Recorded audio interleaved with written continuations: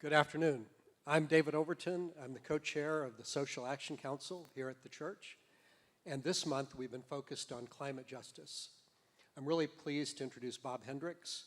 Bob is the leader of the two largest climate grassroots organizations in Texas. He's the chair of the executive committee of the Sierra Club, and he's the state co-coordinator of Citizens Climate Lobby. He's always been an active volunteer in social justice, including fighting against world hunger, civil rights, pollution, capital punishment, war, and discrimination. When he retired from his careers in high-tech marketing and as an elementary school teacher, he looked for what to do next to make the world a better place. A lover of wildlife and nature, he was appalled to read the book The Sixth Extinction and learn that species are already disappearing. Bob read everything he could find on climate change. He read how the present path of carbon pollution will cause destruction and human suffering. And since then, he's worked for climate advocacy. He'll briefly review the state of the climate crisis with an emphasis on tipping points, and then talk about how our political actions can really make a difference. So if you would, let's welcome Bob Hendricks.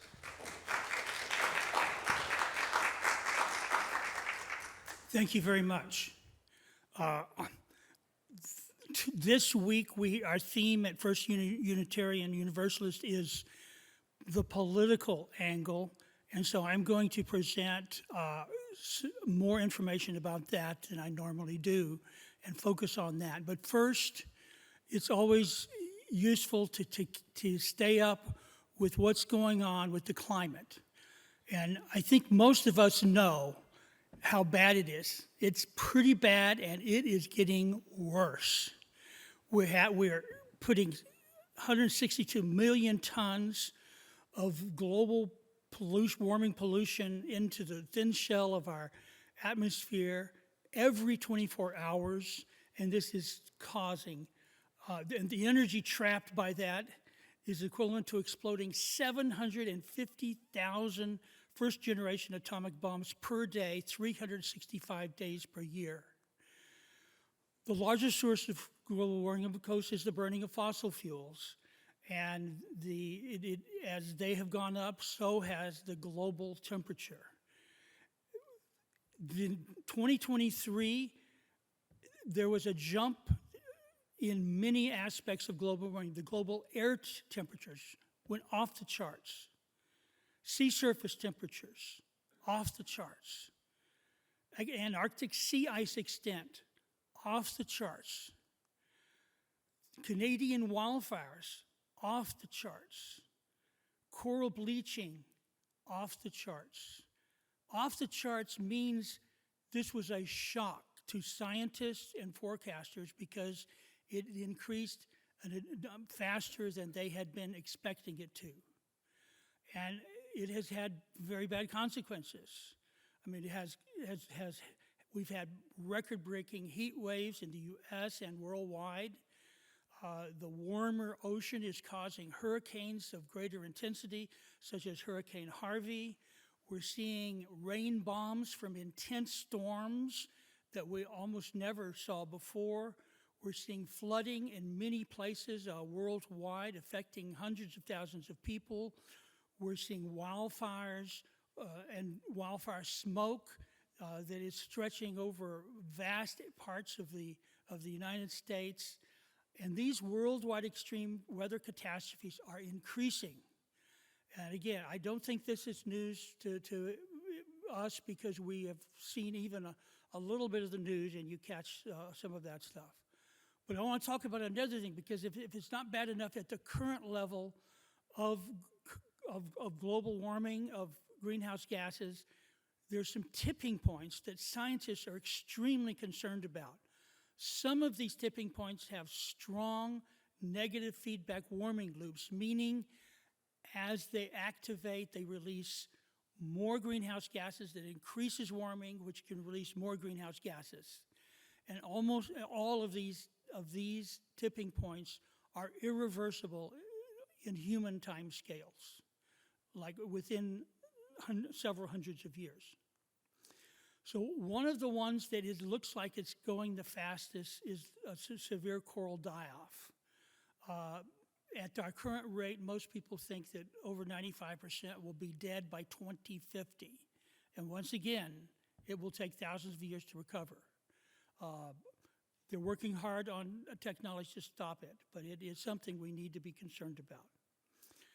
The next two have to do with ice melting, and when clean ice and snow reflect like 90% of the heat of the sun back into the space, whereas where there's water, that captures 70% of the sunlight. So there's a huge difference as this stuff happens. And so the Arctic sea ice has been melting much faster than the model suggested. And this, of course, causes a lot more warming from the places it isn't. In the Arctic, the temperature of the Arctic drives a lot of the weather in the northern hemisphere. The jet stream is collapsing because of the warming there, and meandering in ways it didn't used to do, but occasionally, and it is increasing the rate of melting. The other area that is of concern is the Greenland ice sheet is melting faster than expected. And again, as it melts, it forms pools of water that capture even more heat on many places along the top. It also is honeycombed, and water seeps down through the ice and melts much faster than it would if it just stayed on top and then went off the top. So this is happening, and there are different scenarios. If we continue on a really bad our current track, then we will melt a lot of it by 2100, and if we melt all of the Greenland ice sheet, it will raise the sea levels by 30 feet. Another area that I want to mention is the West Antarctic ice sheet. It is also showing signs of collapsing as warm ocean water underneath it is melting it much faster than anyone thought it would be melted. And then they now think that at the current rates, it'll raise the levels by 10 feet, potentially in the next 50 years. Again, there's a lot of unknowns around these tipping points. If all of just the western part of the Antarctica, Western Antarctic ice sheets melted, that would raise sea levels 200 feet. That is not expected to happen rapidly, but it is a serious concern.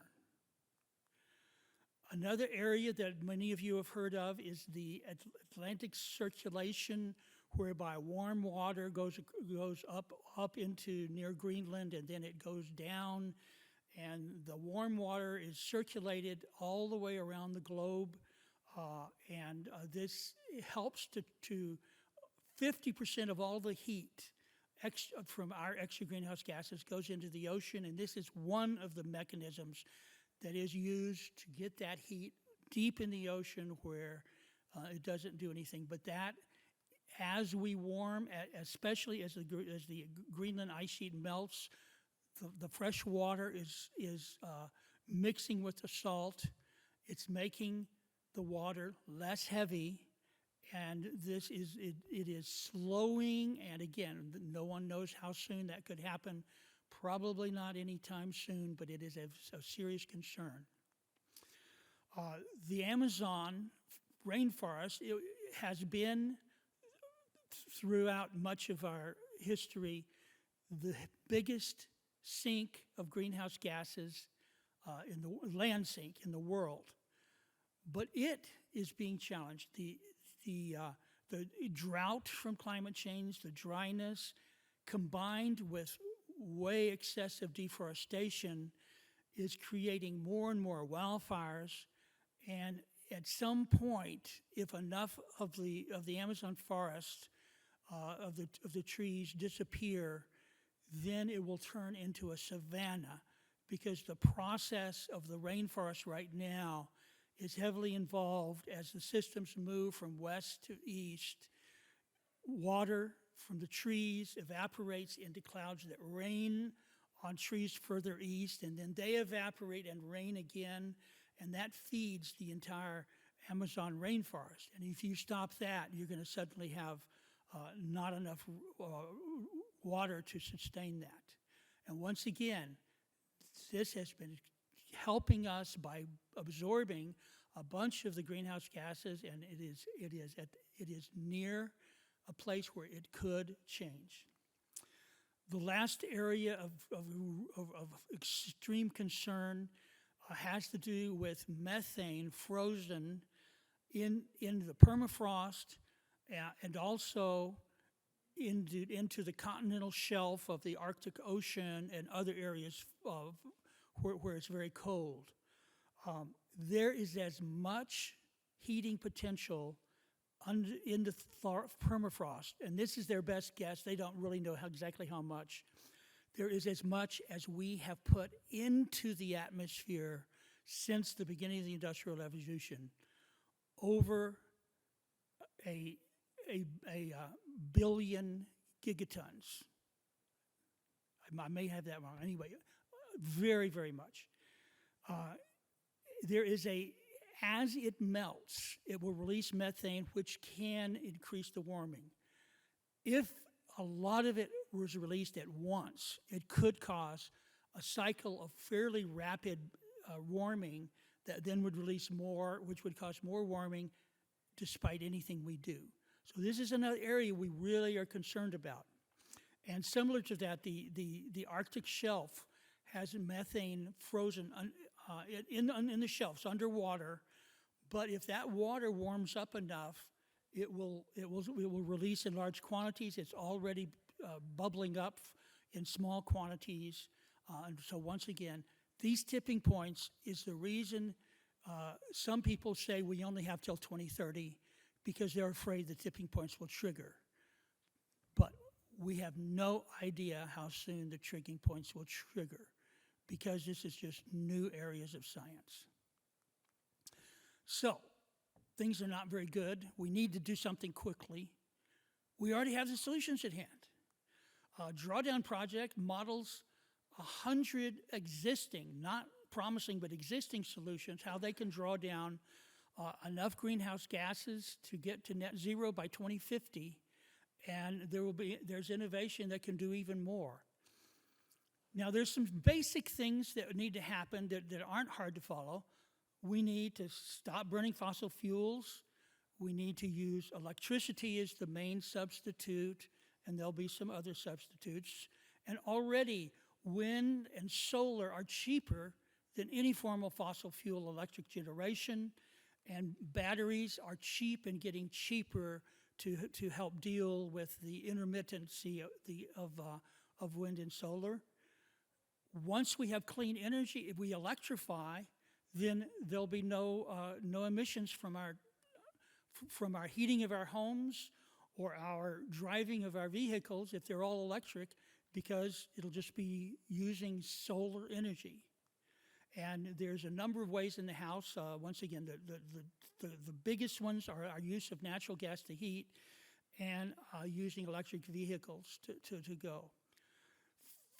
We do have to be concerned about our methane emissions. It still is an area of concern. It's about 10% of the U.S. current emissions using carbon dioxide equivalents. And it has the two main areas. We do have the beef and other meat industry, especially the beef portion, generates about a third of this methane. Although we know ways to stop it, including eating less beef. And the other area that does about 40% is the oil and gas industry, primarily methane leaks. So we do have to deal with the methane, but that Yeah, in addition, we need to restore our damaged ecosystems so they can absorb more of our carbon dioxide. And we can capture carbon dioxide out of the air. We know how to do it.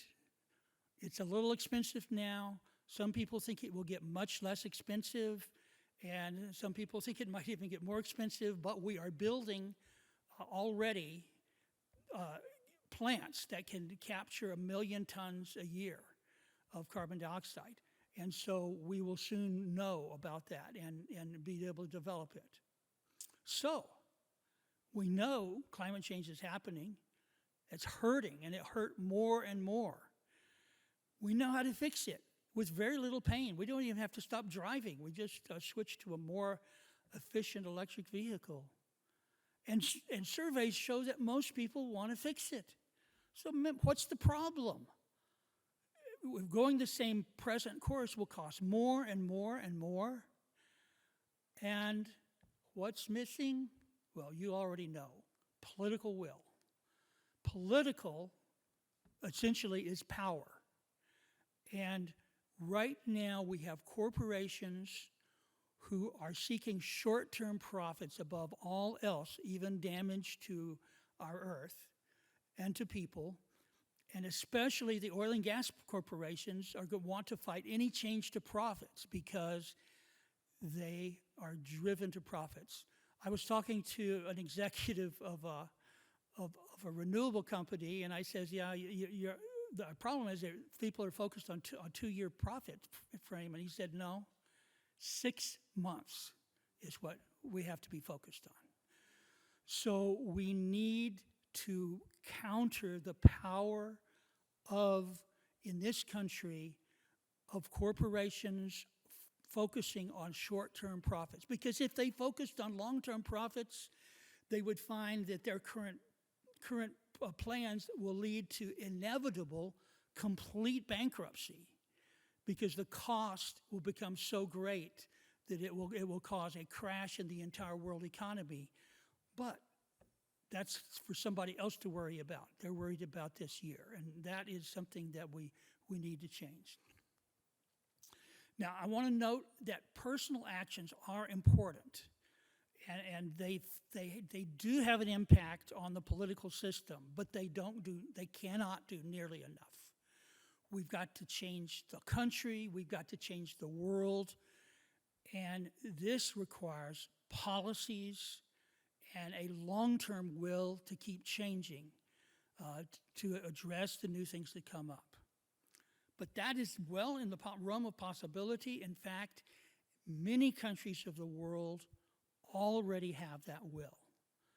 We don't have that really yet in this country, although the ones of us here and many others do. And we just need to build on that. So I wanted to talk about 4 levels of power that we have to use in stopping climate change. The first level is everyday politics, specific actions, specific projects. We need those. We still need those. I'm going to give examples in just a minute. I'm going to go through them first quickly. Secondly, well, if we stop one thing, that's great, but if we pass a policy that stops all of that kind of thing, then we get a whole lot more done, and we move closer towards what we need. Getting those policies passed at times can be really difficult because the playing field, the people who are in positions of power need to be wanting to do this. And right now, the U.S. House is not interested in climate change. And that makes it really hard to pass legislation. Not impossible, mind you. And finally, at the root of this entire model is changing the values and the beliefs and the narratives. If everyone felt like, oh my goodness, climate change, we've got to deal with it immediately and important, if they believed that, then those beliefs would affect who we got elected for Congress and what policies they wanted to pass. And so it would have an effect on everything. But we need to be addressing all 4 of these and so I'm going to give you a few examples. One, on a specific thing here in Austin, Austin Energy is suggesting that for secure electricity, we've got to build a new gas plant or two.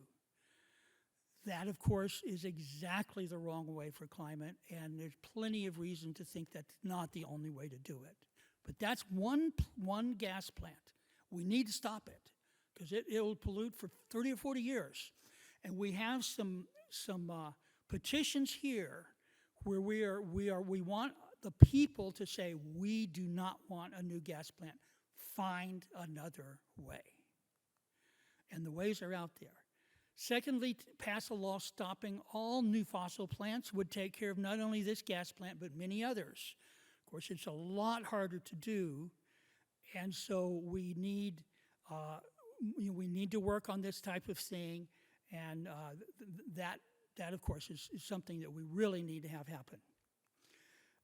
Next, we need to elect a Congress to set that is determined to end our climate crisis. Obviously, that will then make policies easy.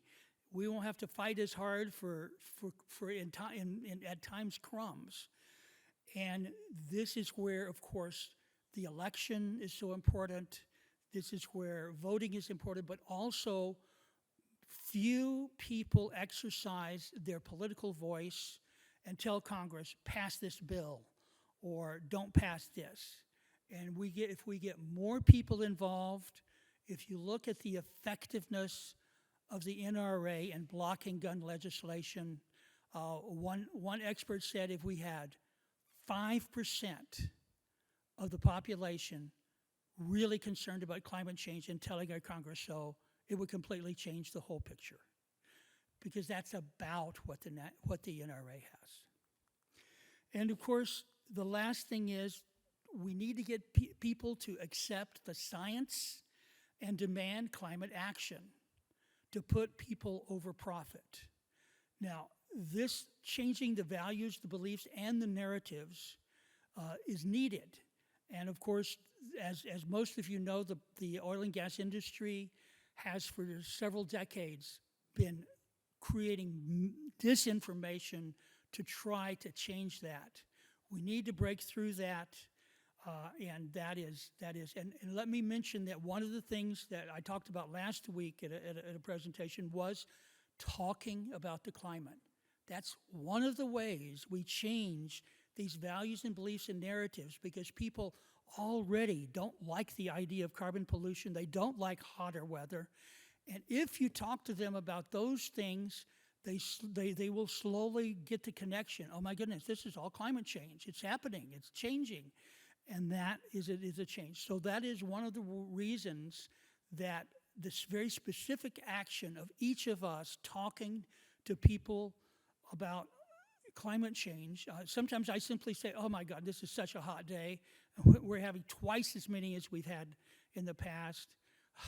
Boy, I wish people would do more about climate change to get us stopped.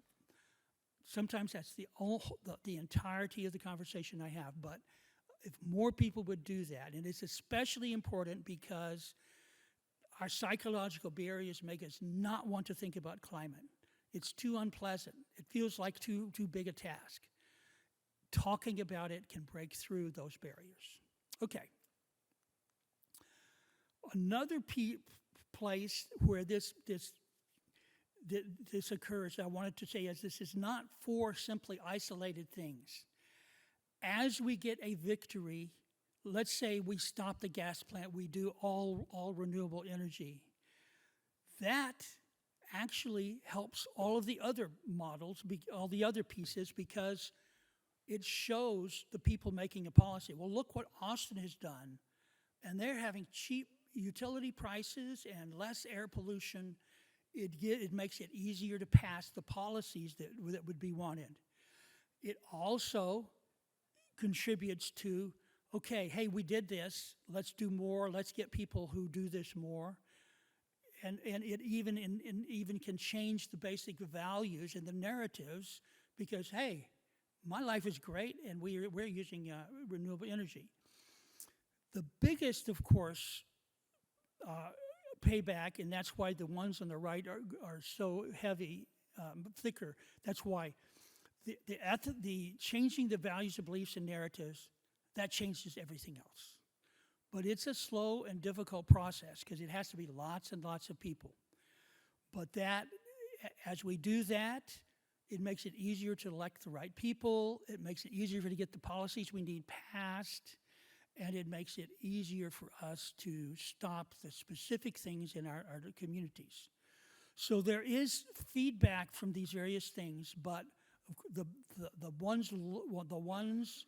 changing values is the biggest, and the changing the playing field, the changing the structural power is I think the second most important, because they affect the others in very powerful ways. And so we need to work on all four levels, and all four levels do reinforce each other. When people feel, oh, it's hopeless, I'm not going to do anything about climate, and they get involved and say, hey, we succeeded. We stopped that gas plant. Then they also feel like, hey, that's okay. I think I'll do more. I'll work on more on this. So again, there's a number of ways where it can feed back one to another. Okay, so what can you and I do to make this better? So right now, and this year, and I have said this over and over, the most important thing we can do is to vote and elect more climate champions. The Citizens Climate Lobby did 40,000 postcards for Get Out the Vote to environmentalists who don't always vote to get that. And over 7,000 of those postcards were written by members of this church. We've got to do that best we can. We had barely enough Congress to pass the most important climate legislation ever passed, the Inflation Reduction Act, that was elected in 2020, and we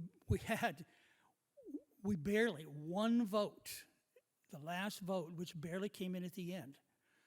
So a little bit can make a big difference. We need to continue to work to pass legislation. The climate change is hurting lots of companies too. And so we can get involved with compromise bills that are good for the climate and good for some of the forces that are opposing these measures. And we have done that. Again, they're not as big of things as the Inflation Reduction Act or as big of things as we need to do, but we still have room to pass legislation. Citizens Climate Lobby has about 6 bills that they've gotten passed that on a bipartisan basis, because that's the only way right now, with one exception, that we can do it. And finally, I want to mention again that talking about the climate is certainly an important thing to do. This can shift the whole narrative. I am not an expert on this, but it is my sense that gay marriage was not, even President Obama was not strongly for that. When enough people came out, enough people knew someone, and they were pretty good people. And they said, well, you know, maybe that's not so bad. And that influenced the Supreme Court, not Congress, to legalize same-sex marriages. That was from simply people talking to people and changing the values and the narratives around same-sex marriage. Not that that battle is completely over by any means, but that shows you the power of changing the values. Okay, so that's what I have today, and I'll be happy to take questions.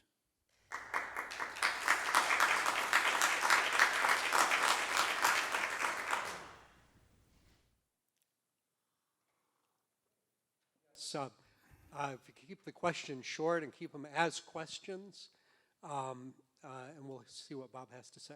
Thanks a lot. David? Thank you, Bob. I do have three topics. Two are questions.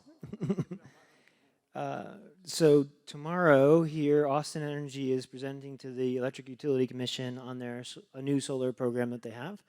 So it might be, if you have information, you can talk about it. If not, I can share information, and that could be an action that we can all take to support better solar programs in our city. That's correct. Tomorrow evening, Austin Energy will present to the Energy Utility Commission their scenarios of what works and what doesn't. No decisions will be made tomorrow night. It is useful to have some people there, but we're looking ahead to when those scenarios and their recommendations that they are trying to hide because they don't want us to be attacking it, when those are presented to the Austin City Council, and there's two times that will be happening, that's when we want to get a lot of people there who are letting them know we don't want a gas plant. So that would be, yes, it is, and you might want to watch it. They'll take 5 to 10 people talking before it. Dale Bulla has talked before them frequently, and I suspect he will be there tomorrow night.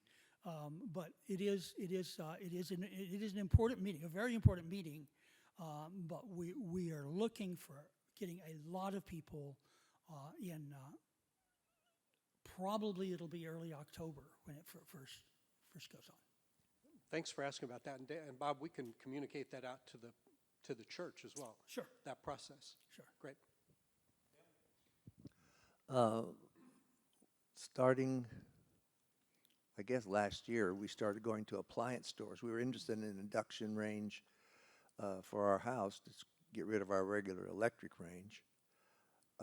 We went to multiple places, Lowe's, Home Depot, as well as in individual appliance stores, asking about induction ranges and what about tax credits, and found not a single location that knew anything about it, didn't know how we could go, and most of them don't even have something like this in their showrooms to even show you.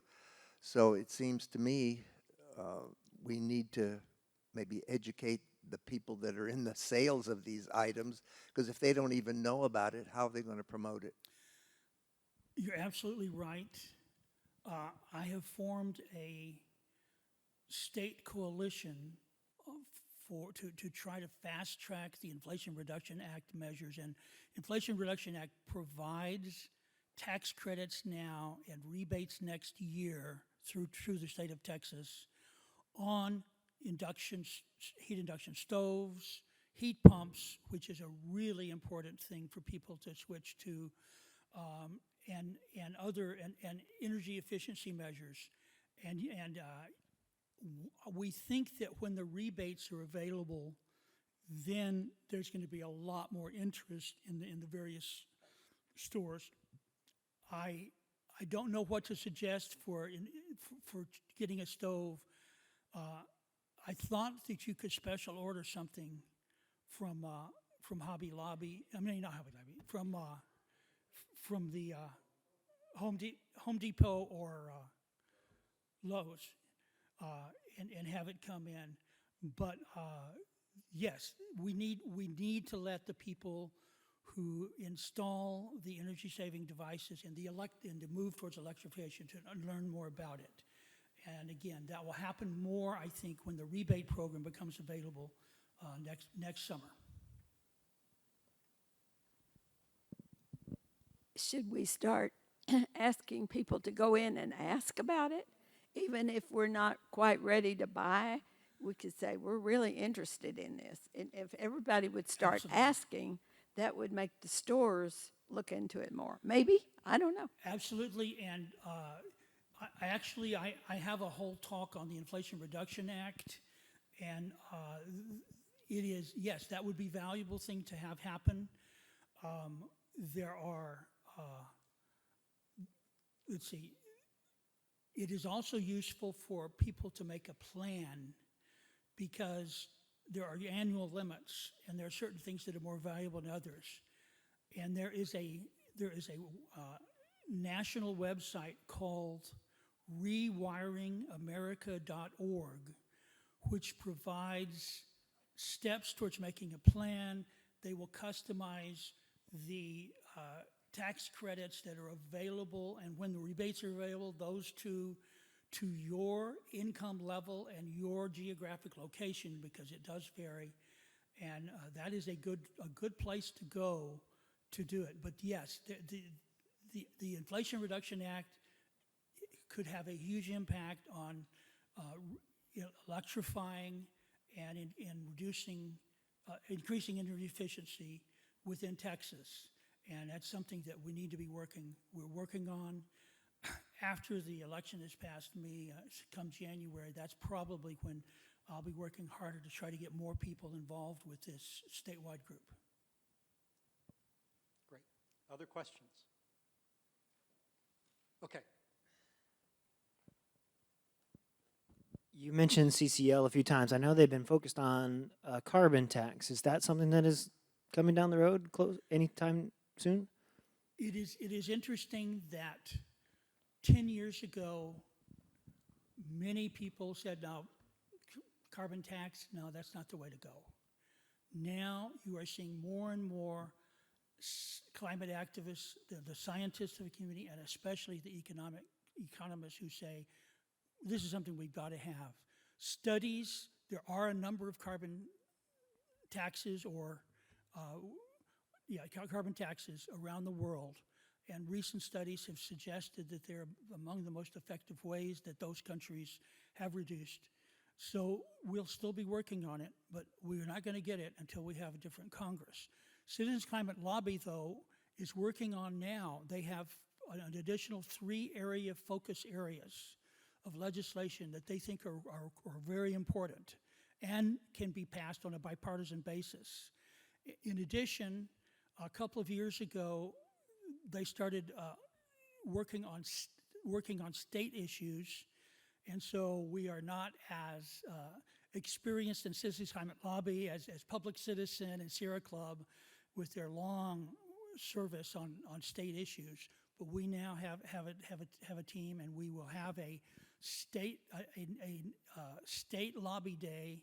Last session we had 65 volunteers to visit 130 different offices.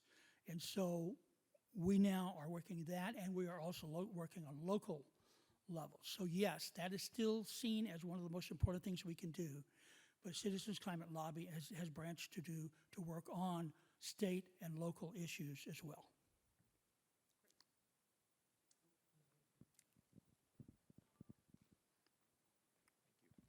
Hi, my name is Daniel. Oh, it's loud. My name is Daniel. I actually am a lawyer. I work in the electricity regulatory space, so I help companies navigate the Public Utility Commission, ERCOT, electrification, all that.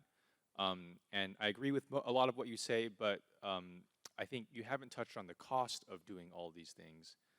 And my understanding, having talked to some of the folks at Austin Energy, that their reasoning for wanting to build the gas plant is that the alternative of relying entirely on solar, wind, and batteries would increase rates in the neighborhood of 50%. And I think that a lot of people in the city of Austin would find that an unacceptably high cost. I also agree that it's cheaper to have a clean climate than to not have a clean climate. But in the short term, how are we going to overcome that barrier or that friction? Okay, that's a completely valid point, and that is Austin Energy's approach. They are using models. One of the things that they are assuming, and I don't know how frequently, but that there would be a 2-week period with no wind and no solar, even when we have wind in West Texas and in the Gulf Coast. They assume there would be none for 2 weeks. And because of that, we would have a significant shortfall in energy, and that as a result of that, we would have to buy extremely expensive energy on the grid.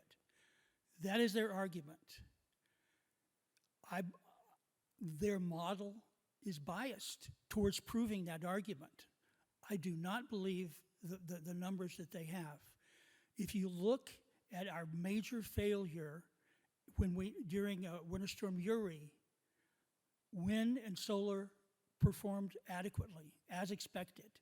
Natural gas failed. We actually haven't fixed the natural gas, and even if the natural gas plants supposedly could work, if they can't get any natural gas delivered because the pipelines, again, were not adequate, that would be a problem. So there is always a risk that there will be problems, but it is not at all clear that natural gas is 100% reliable, and that wind and solar are going to create a really big problem. So yes, that is their concern.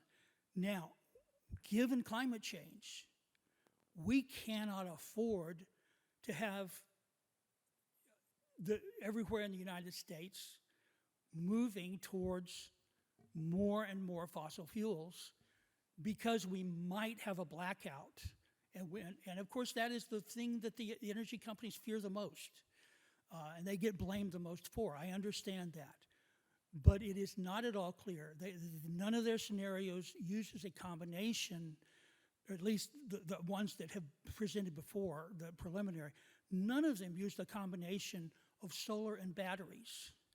They assumed that there's no batteries beyond 6 hours, and that is patently not true. It's being installed places already. So my concern is they are lowballing the cost of natural gas, which is still, OPEC can change the cost of gas anytime. It's not a steady, low amount. And when they do, the gas companies will quickly raise their prices and send a bunch of it overseas, even at the cost of the U.S., paying higher amounts, because they want to make the money. So I would say Austin Energy, I do not believe, has looked seriously at solving their problem of a long period of solar and wind, nor to me have they proved that it will exist, that will actually occur more than once in a very long time. And again, there are other methods of energy storage. Yes, I appreciate that concern, and that is definitely their argument. And I do think there are affordable other options. Bob, can we get the details of their model and their assumptions? As soon as they give it to us. Okay. Well, let's take a look at it when we do. Yes, we will. Yes. Good. Okay. Anybody else has questions, you're welcome to ask. That was excellent, Bob. Thank you. So I've been attending Austin Energy stakeholder meetings regarding their plans for well over 8 months, and they're very public and open to feedback on their plans relative to their solar program. The only time that I felt uncomfortable in those environments is when I said, well, okay, how much are you paying for your fossil fuel electricity? And the answer was, we don't disclose that information. So, ERCOT, their price for ERCOT, and this is public, is like 4 cents a kilowatt hour. And I just ran the numbers this week. If you did a 50 kilowatt system on a building in Austin, you can get your what's called LCOE, levelized cost of energy, under 4 cents with the current incentives that exist from the federal government. And this is the key that I think makes now the right time to do this, that Austin Energy seems to be avoiding and ignoring. We're not going to have billions of dollars from the federal government available in 10 or 15 years, but they're available now, so why don't we use them now? And I'm not sure what's driving that decision to not be public about their current costs or wanting to do natural gas. It definitely seems like there are, as you're saying, Bob, there's other options besides that, and we should look at them harder. And I think everyone here in the whole city has an opportunity to go to the EUC meeting and go to the city council meeting and let our thoughts known, because we are in a time where Austin Energy is valuing these things and looking for our feedback. It's definitely happening right now in our city. Yes. Austin Energy was supposed to present these scenarios last March or April. They were almost ready to. We knew what they were doing, and we started, and we visited council members' offices talking about it, and they, led by the mayor said, go back to the drawing board. We don't want a new gas plant. Work with the environmentalists and other stakeholders to figure out a different way. Now, the best I can tell, and let me say that Austin Energy has one of the most progressive portfolio of any utility company in Texas. They do care about renewable energy and greenhouse gas pollution, but the best we can tell is their approach was over this period of time, they needed to educate the environmentalists about how unrealistic their views were. And so that was their apparently idea of working with. They do have a process. It was closed to most of the public. They invited a small number that they picked, and it did include a couple of environmentalists. And they were allowed to give their input, but other people could attend, but they could not give any input. So I don't think they have tried to work with the environmentalist community to really try to find a scenario. They did accept a couple of new scenarios that the Energy Utility Commission suggested they have that does include more renewable energy. But that is my, that's my concern I have about it. Okay, great. I think this will be the last question. Last year, we got rid of our gas furnace and put in a heat pump. What I'm wondering is, would that decision be acceptable to the new state rebates, even though I put it in after the federal legislation was approved? Unfortunately, although the IRA rules say that a state can issue retroactive rebates, the state of Texas has already declared they will do no retroactive rebates. So until the rebate program is actually launched, then if you buy it, you don't get a rebate. The tax credits are currently available if you make enough money to pay taxes. And so those can go on to your, unless it was after the IRA went into effect about a year and a half ago. So, well, thank you very much, and I do encourage you to join one of the excellent organizations that's working on climate change. We have the Citizens Climate Lobby, we have the Sierra Club. Get on the public citizen mailing list. They do great work. I don't think they have members per se with meetings, but they have an excellent list that they send notices to take actions, or others. And join the Green Sanctuary Committee. Sorry for this long answer, but we're going to set up two different types of members of the Green Sanctuary Committee. Most of the people at First EU are really active on a lot of things, and they don't have time to become an activist on climate. But they could be a supporter. Once a month, a letter to a legislator or to an agency or to a congressperson can have an effect if it's done with other people. And the Citizens Climate Lobby has such a program, and what we can do in the Green Sanctuary Committee is we can come up with one action a month and pull it from the various organizations.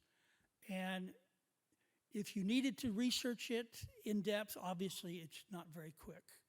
But if you trust, we will provide background information, and if you trust our analysis and the analysis of the Sierra Club and Citizens Climate Lobby, you can do this in 5 or 10 minutes, in most of them. So I encourage that, and at the end of next Sundays, we will have sign-up sheets for the various organizations as well as the Green Sanctuary, 2 categories. Great, thanks, Bob. I appreciate that. Thank you all for coming.